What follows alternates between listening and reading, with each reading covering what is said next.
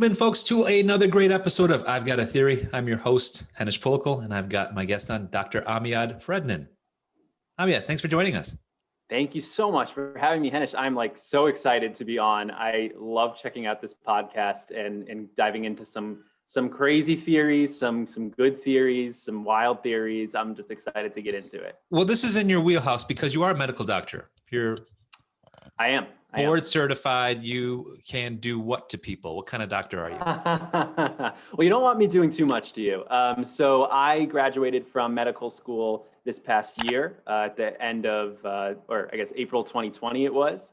And for me, the big decision after that was I wanted to take a little bit of a different path, not going to continue with the traditional clinical residency, so not working within the hospital, but instead working full-time in digital health and in games for health, which is really where I'm so passionate about and excited to see the future of healthcare move into.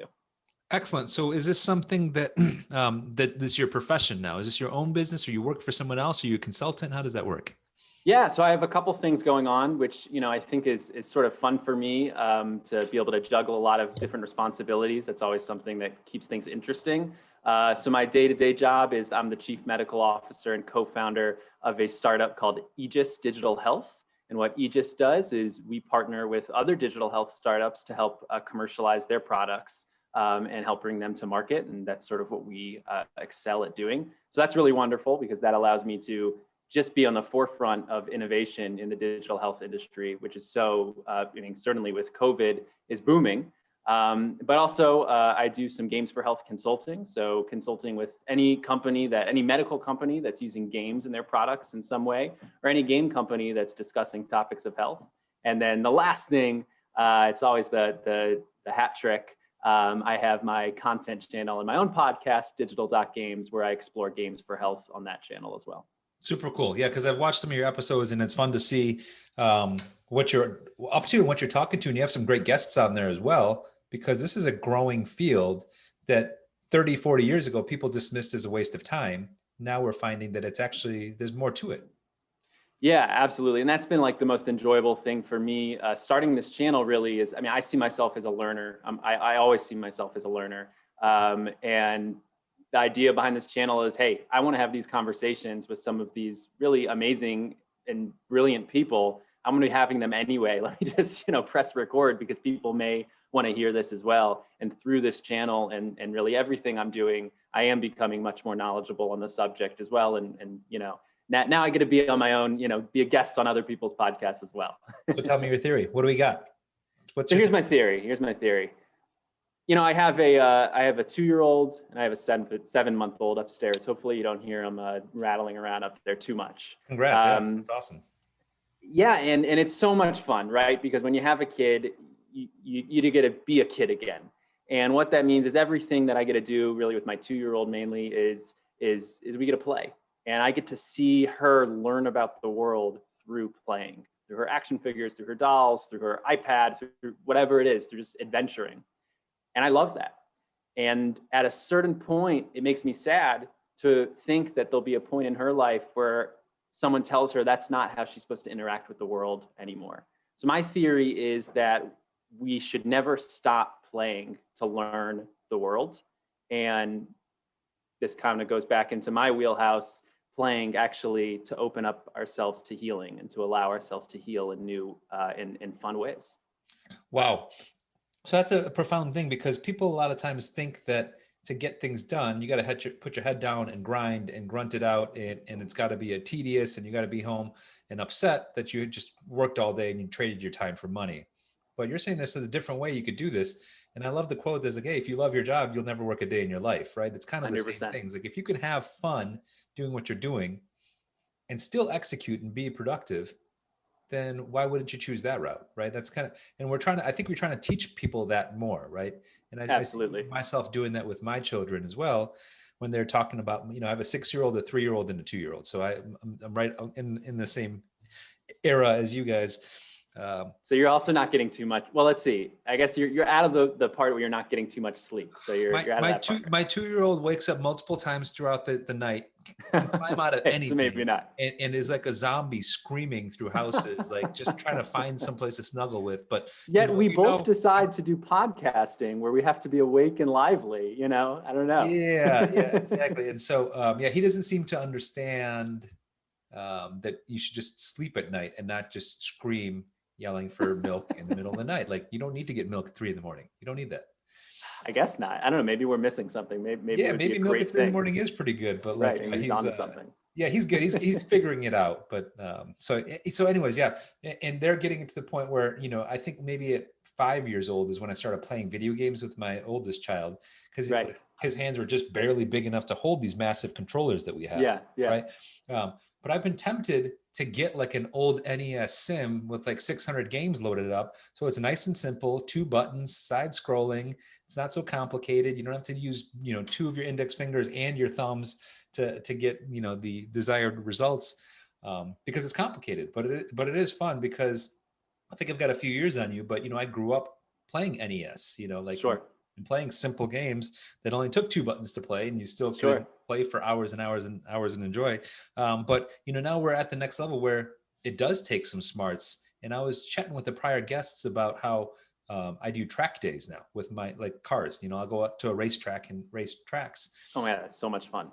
And a lot of times I get a lot of benefit from playing games like Forza, because I've raced those tracks and I know them already in my head. Right. So I don't have to spend time learning the track, because I've already done it. Well, you look at Microsoft Flight Simulator just launched last year, or maybe it was earlier this year, and I mean it's unbelievable. I mean, you have real pilots that are practicing and training using this simulator, but it's also a game that anyone can pick up and play. And they essentially mapped the entire world and have like 1-to-1. I forget how many, but several of these airports, both large and small. And it, landing on these landing strips at these airports is, supposedly quite accurate to how it actually is in real life, which is pretty amazing that we have access to this. That's incredible. I remember flight simulators from when I was growing up and having a very difficult time doing it. Yes. My brother was always really into it. And again, it kind of, he was really into Top Gun, and he had the flight simulators, wanted to be a pilot. Now he's a plastic surgeon. So went a little bit of a different route. But yeah, I always remember him watching it. And then whenever I would take the wheel, the joystick, I don't know the right lingo, I'd always just end up crashing the plane. So thank God it was a simulator at least. Yeah, for sure. Absolutely. Well, so we're kind of proving the point, but you're kind of taking it to the next level right here. So how do we continue to play after we grow up and your parents tell you to get a job? Yeah. It's a great theory. How do we put it into practice? Yeah, well, let's break it up into 2 parts, okay? And again, this topic's huge, right? But let's break it up into learning, right? Because I'm always the learner, and let's break it up into healing, okay?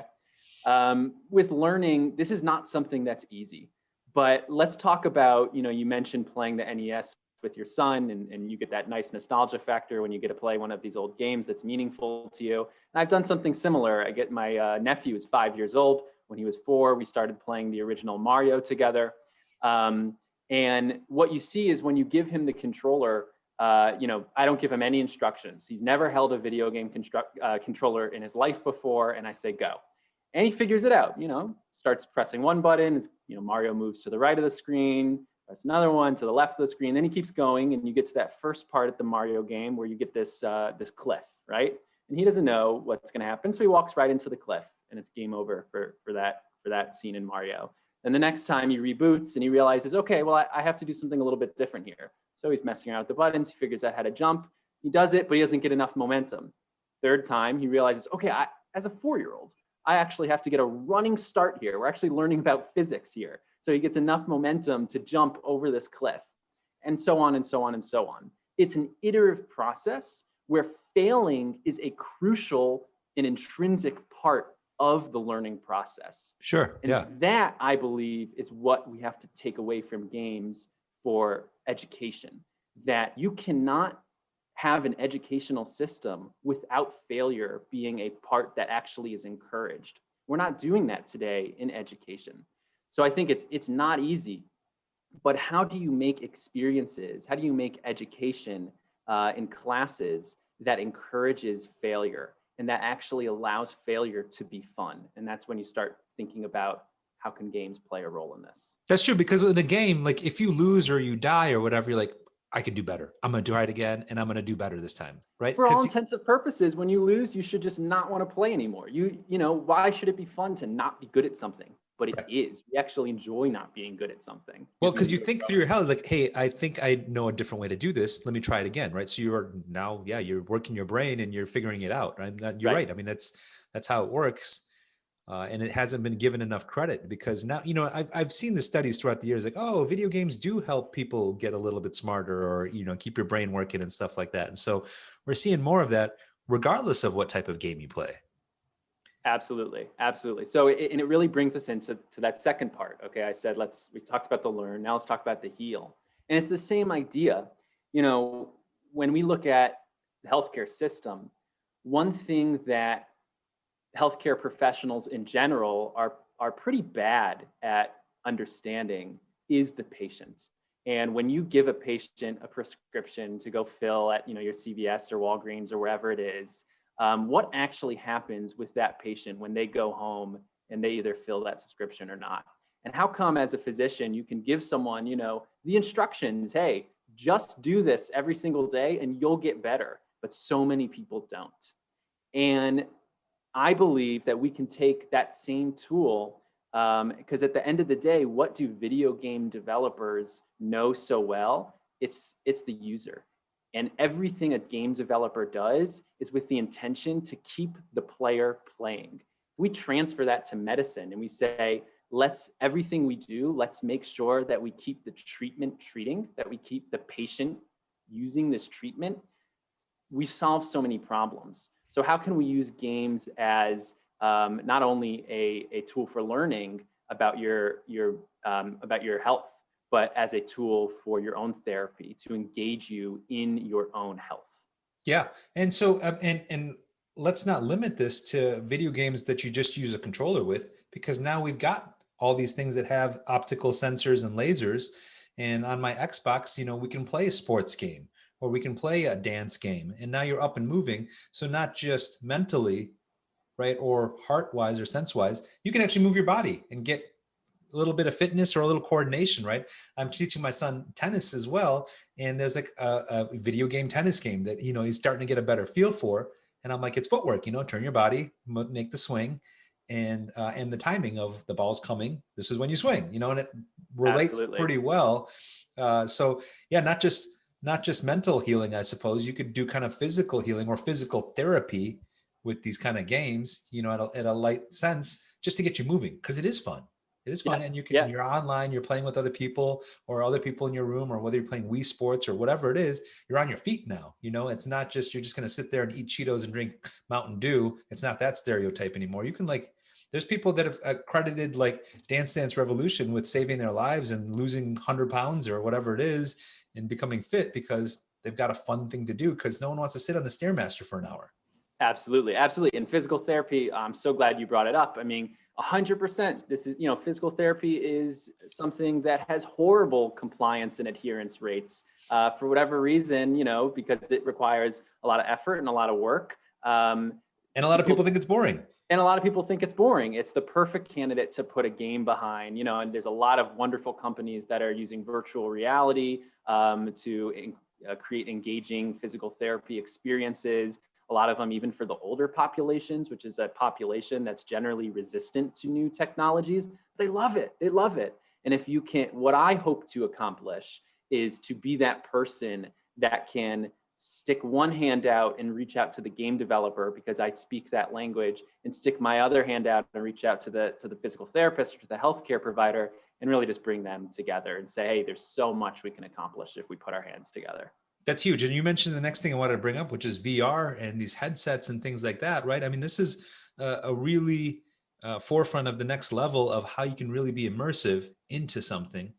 And whether it's for education, whether it's for fun, or whether it's a combination, it gets a lot more fun, right? And we're experiencing this right now with kids that are trying to do Zoom all day long, or people that are Yeah. trying to do Zoom all day long, right? How much more engaging would it be if I just had to put on a headset and now I feel like I'm in there, or it's my avatar that's in there, and now I can interact a little bit and play some games that make it fun instead of having to try to listen to a teacher on your laptop. I mean, that's not fun. Like my kids hate it, and I don't know many kids that like being on Zoom for school. Right, right. Absolutely, absolutely. Yeah, I'm actually in the middle of writing a script for a new video that I'll be putting up that's all about pain management and virtual reality. And really, when it comes down to it, so much of what I talk about is this power of immersion. So many ways to cut that sentence, but specifically with virtual reality, it's distraction therapy at its finest. And you mentioned, with the Zoom calls, and they already have virtual conferences now in virtual reality that everyone's kind of walking around as their avatar. And just the little things in VR, you can communicate with body language. It helps restore some of this, human interaction that we're also missing right now. I think the difficult thing with all of these topics is this all sounds wonderful, and it is wonderful. And I hope we get to this future, and I think we are going to. But the elephant in the room that we have to bring up is really the business behind this. Is how do we make these great ideas? I mean, ed tech, right, is one of the most challenging industries to get into because of the business models and the value propositions and how hard that is to demonstrate. Healthcare is another, bag of worms to open up. Is how do we get these virtual reality headsets into the hands of patients, of people, and who's going to be paying for that? So that's what a lot of really smart people, and then I'm in there also, that are trying to figure out right now to see how we can eliminate those barriers. Yeah, there's got to be some ways you could probably use existing platforms and just add on the software or something like that would be the goal, right? Is that kind of Yeah, and it depends kind of what you're after. I mean, from a company's perspective, that model of sort of going direct to consumer, where you open it up just on a platform, whether it's the Oculus or it's the Xbox or it's the PlayStation, like a traditional video game, that might work. But if they're specifically looking in the healthcare field, that might not be the most interesting model for them. So you have a lot of these companies now that are actually looking for FDA approval. We now last year are looking at the first ever video game to receive FDA approval for the treatment of a disease. There is now a game that in parallel or as an alternative to a pharmacological option, a doctor can now prescribe a child a video game for the treatment of ADHD. It's a whole new world. That's huge. Yeah, that's huge. I'm really happy to hear that. I've never heard of that before. But you do hear of things like they put Wii's, like a Nintendo Wii, in like senior centers or elder care facilities, and the people love it. Their Wii bowling or their Wii, whatever the games are, which is huge. And the VR things are starting to get really good. I know there's a facility near me, and I'm in San Diego, called Sandbox VR. And it's like in the mall, you walk into it and they have a few rooms that are VR rooms. You put on a full haptic suit.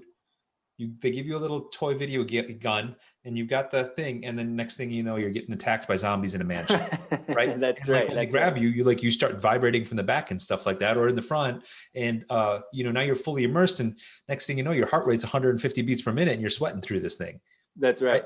And so it can be really immersive, but I also know that they're using that similar type of technology. And maybe you experienced it through med school to teach about biology and for autopsies and stuff like that. Instead of always having to cut up cadavers, maybe you could do a 3D scan and do autopsies at higher levels of learning, not just for kids, not just for old people, but for regular people that are going about their profession.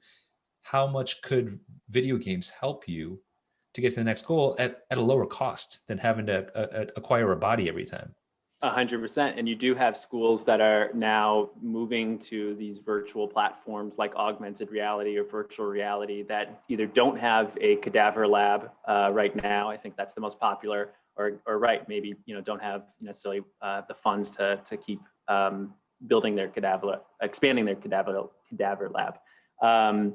So I think it's a really interesting place. I mean, you have companies like Oso VR that's just has talent from all over the games industry, building these high fidelity simulations to teach and practice surgeries before you're actually doing it on the patient. You have surgical theater that allows you to run through a person's brain, and actually it's mapped one-to-one with their CT scan or MRI. You can walk through the brain with the patient. I mean, it's such an interesting area to be. The other area, and we kind of keep bouncing back and forth, but that I am also very passionate about, and maybe something that's a little bit more unique towards me, is I don't want to forget about the gaming side of this as well. What can we learn from the games that are already out there? I mean, there's some wonderful games that actually, and these aren't marketed to medical people. These are marketed to normal gamers or people who play games. But these are games that deal with subjects of illness, of cancer, of dementia, of Alzheimer's. There's one coming out soon about a child who has a stroke and how that affects his whole family. And again, these are just games. And Yeah, what would I be saw the one of your value videos on that when they were talking actually? about the stroke patient. That's right. That's right. Yeah, and this game's coming out later, but I think every medical student or healthcare professional should be playing these games because it allows you to walk a mile in another person's shoes, maybe one of your patient's shoes, and actually empathize with them. And that's a very powerful emotion that's hard to come by. It's hard not to get emotional in a game. One of my favorite recent games was Red Dead Redemption, both 1 and 2. And Yeah, I loved pretending to be a cowboy. right. I'd be out and about and I kind of miss my digital horse. I want to jump on Yeah, this thing and go cruise through the woods and maybe shoot a squirrel. I don't know. And it was good because it could transport you. Because the nice thing about things like video games or sports or any activity is like, if you have a life that does involve stress, which is most of us, it's hard not to clear your mind and immerse yourself in that world. right. Especially if you put on like a nice pair of headphones and you're sitting pretty close to your TV and you got this thing, this is your world right now, right? It's very Absolutely. much like being Ready Player One, short of the haptic suits and Sure. things like that, right? Or, you think of these other popular shows that have come out like Ender's Game, where they're like basically in war, right? They're drone pilots or whatever there are. And you're seeing these things come through. But I know that me personally, I had to stop playing games like Call of Duty because I felt like I was getting stressed out. And I was like, That's, you know what? That's a really good point. I can't say I fully empathize with like a real military situation, but I could understand how someone coming out of a military situation could have PTSD and stuff like that, or do have PTSD, because I feel like after I play an hour of getting fragged in digital world, my heart's through the roof. And I'm like, I need a break. Shoot, that was stressful going through that mission and getting shot and the screen turns red and everything's vibrating and shaking and flashing. And they do a good job of emulating that scenario, which, personally as a gamer, I'd rather just have fun or immerse myself in a less Sure. stressful environment. But I know people do love that. They love the Call of Duty and they're like, they want that live or die Right. Right. situation. And Right. Yeah. I mean, it brings up the topic and the question sort of, what is the line that these games should walk? Should they walk a line? Because it is this extra, it's more than watching a movie. It is this immersion, you are physiologically tied to what's happening with your character on the screen. You feel that to a certain degree. There's a game that received some bad press. It's coming out, I don't know, this year or next. I think it's called like 5 Days to Fallujah or something like that. It's about a war in Iraq, a battle rather in Iraq. And because of that reason, it got a lot of bad publicity, like, hey, it's irresponsible to make a game about this. And the creator came out and said he's gonna not be political in the game. He's not gonna be making any political statements, and people really didn't like that. But it comes up, it brings the question of what should we, can we be having fun in Iraq? Because at the end of the day, a game is often going to be fun. Of course, we wanted this to take seriously, but how can we balance that? And then the other thing that I thought of when listening to you talk is, again, we go back to the Mario example, but you mentioned Red Dead Redemption, but how much are you? I think there's an idea out there, maybe in the greater public of video games and zombieing out in front of your TV and nothing's going on upstairs kind of thing. But how much are you gaining? How much are you learning by diving in these new virtual worlds, by learning about a historic battle, by learning about the Old West, all these things. So I just, yeah, it made me, I was No, happy you're to right. hear I you mean, say there's a that. lot of passive learning going on because as you're going through, I'm like, oh, okay, I'm learning about herbs and spices, or I'm learning about how they treated Native Americans around them, which Sure. may be accurate. It's probably fairly accurate because I know they try to depict it as accurate as possible. But you call it a historical fiction, it's probably based loosely on true events or true happenings, and it does give you a better picture of it, which made me want to research that further. I was like, cool, let me take my 1 hour of Red Dead Redemption and spend the next 30 minutes on Wikipedia or something because I really want to know what happened in 1890s in the Western Right. frontier and see if this is what was actually happening because what you were taught as a kid was all kumbaya and everyone got along. You didn't hear about all the slaughters that happened that were conveyed in the video games.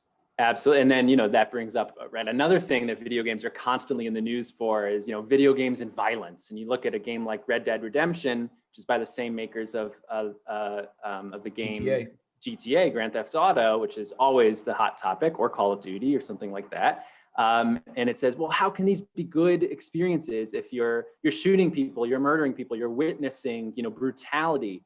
But not to mention, of course, a game should be doing these things tastefully. I think Red Dead Redemption does. GTA, maybe we get a little bit, blurry there. It's graphic. There's times when my wife was like, "Stab that guy with the bottle." I'm like, "Okay." I gave my something about wives, right? I gave my wife the controller who doesn't typically play. It was horrifying to see what she did with her 5 minutes of fame. But still, let's take that conversation a little bit further. Let's not turn off our minds right when we see violence in video games. What is the value of role playing in these anti-hero roles?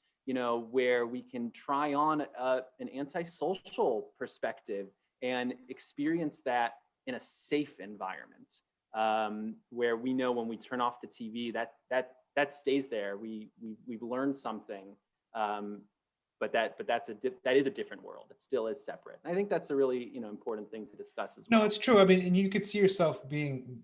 I played a fair amount of GTA, 5-6 years ago, and it's true. I mean, you spend an hour into it and like, okay, let me snap out of this and make sure when I jump in my car, I don't just try to run over the first pedestrian I see. Yeah. But I could see that, impacting people for sure. And so you have to be smart enough to figure out, okay, let me leave the virtual world, go back to the regular world where I can't just stab someone for the $10 that might be in their wallet. Right. And they've done studies and we see that, pretty much all the studies on violence in video games are not very good. But the good ones have shown that it may improve, increase impulsivity or aggression in, kind of while you're playing it. But these aren't things that last with you. These aren't chronic changes. Cool. I could see it like dissipating because I'll still pick it up and I'm like, I'm gonna throw in an old GTA 5 and go on a rampage real quick for a few minutes and I'll leave. I'm like, I feel better. It's very cathartic in that sense, right? And it's like I'm not gonna go out and do that in real life because I'm a reasonable person, but it's kind of fun to detach and disassociate. So next topic, and we'll kind of end with this one. Previously, no one stops their kids from playing sports. Like if you want to play tennis or football or basketball or hockey, cool, go for it. And if you're great, maybe you'll make money. But now we're starting to see that with esports, right? One of my favorite games that I like to play is Rocket League, and there are Rocket League millionaires. Yeah, absolutely. And there's other sports that people play and make good money doing this. And I'm meeting more and more people, maybe more people that are, a little bit older than me that have kids that are 18, 20 years old, that are full-time gamers that make 80 to $100,000 a year or more. So a fairly good living. And they play 6 to 8 hours of video games a day, and that's their job. Right. And so is there potentially a tie-in with one, the professional aspect of competitive gaming and the educational components of that? Is there a way to tie that together? And so, because you're saying, hey, how do you get people to do educational games? Because I know there's the Lumosity business model a while ago where you get this app and you're playing these games. This morning, just quick side note, my son discovered the calculator function on his little device, and he loved it because he can do basic math. And he's like, look at this, 5 plus 6. Here's my favorite. It knows, 10. And he was doing math, and he's like, because he knows the basic math, and now he's doing more complicated math. And I could see his eyes lighting up. That's pretty cool. All of the knowledge that he's getting from figuring out that this machine can solve these numbers for him. Right. Also doing the math in his head a little bit too. Sure. Awesome. Sure. Yeah. It's not a video game, but it just kind of shows that, hey, these it's similar, similar feeling there. Right. So Yeah, yeah, so absolutely. professional esports. That was the topic, and to try to get your opinion on that. Absolutely. Well, I think again, it comes back to what are you actually getting out of the game? And if you look at anyone playing esports or anyone doing any competitive gaming at all, um, look at what type of strategy and organization and communication that goes into achieving a win in a game. If you even just look at a kid playing Fortnite with a couple of his buddies using a headset, it's amazing to see how they are learning these team building practices. And all of that is just magnified in professional esports, but this is the bread and butter. That's what they do. And they have drills and they run them just like, traditional sports. Sure, there's probably trade and stuff. Yeah, absolutely. Oh, 100% they do. An interesting topic now is esports medicine. Actually, how do we work with these patients? Sorry, not patients. How do we work with these players to ensure their longevity, to make sure that they can stay healthy, to keep playing? So I think there's absolutely value there. And again, it just, my big thing, I like to speak to, any parents that are watching, and I'm a parent myself of young children. But if there's ever hesitation, just watch a little bit, listen to what's going on during these games of Fortnite, or even pick up the controller and try to play a co-op game yourself. It's really a wonderful thing that can really do team building and bring people together. So I feel like the games like Rocket League could also translate into when you're seeing people play like robot battles, right? I don't know what those are called, but but like I've seen them on TV where Yeah, they're building these robots and they do different things and they basically are doing little robot battles. yeah, It's similar mechanics. They're using Xbox controllers to control these robots, right? right. And they're running around, but now they're learning mechanical and computer engineering and computer science and all these things that relate, but they're kind of using video game type skills and tools and rubric to be able to take something that's not in the virtual world anymore, but it's real. But it's the Yes. same result. Yes. Yeah, we call it transfer. What is the transfer to the real world? Uh-huh. And one of my interviews on digital.games was with actually a psychology professor at University of Maryland, where I attended college. And I always wanted to take his class. It was the psychology of video games, but I could never get in because it would fill up so quickly. So I tracked him down and forced him to give me the quick and dirty in an hour-long podcast of what I missed. Oh, wow. Yeah, and that sort of was his, his whole message is again, we've brought it up a couple times here, but what are you taking out of the game? And when you think of something like that actual real world transference of what is that doing to your fine motor skills, trigger reaction time, certainly on something like that, when you get into joysticks, flying planes, whatever it is, there's transference. Awesome. Well, Amiad, tell me your theory one more time, just so we can kind of cap it with that. My theory, and I know we've jumped a lot. It's such an exciting topic for me. Sometimes it's hard to stay focused on one area, but I hope I've given a good, at least a good demo for my theory, which is that we should always release the inner child in us. Don't let that part go away. Learn through play, engage through the world through play, heal through play. Awesome. And it's such a better anchor too, right? When you like do something and maybe it's not fun, but if you can cap it off with something fun, I mean, it's like a good anchor, right? And like it makes that emotional connection. Like, that was cool. I learned some stuff and I had a little bit of fun. I'm going to remember that for a long time. And that's a lot better than it was a grind. I sweated through it and I can't wait to sleep, and so appreciate you coming on the show, sharing that. Dr. Amiad Fredman, appreciate it. Check out, what's your name of your podcast again? Digital Doc? Correct. Digital Doc Games. You could find it anything / digital.games. YouTube's where I push most of my content, but also on your go-to podcast as well. I love your content. I appreciate what you're doing. Please keep pushing it, because I think that it's got a lot of legs and we're going to see a lot of it coming forward. So thank you for joining me on another great episode of I've Got a Theory. We'll catch you next time.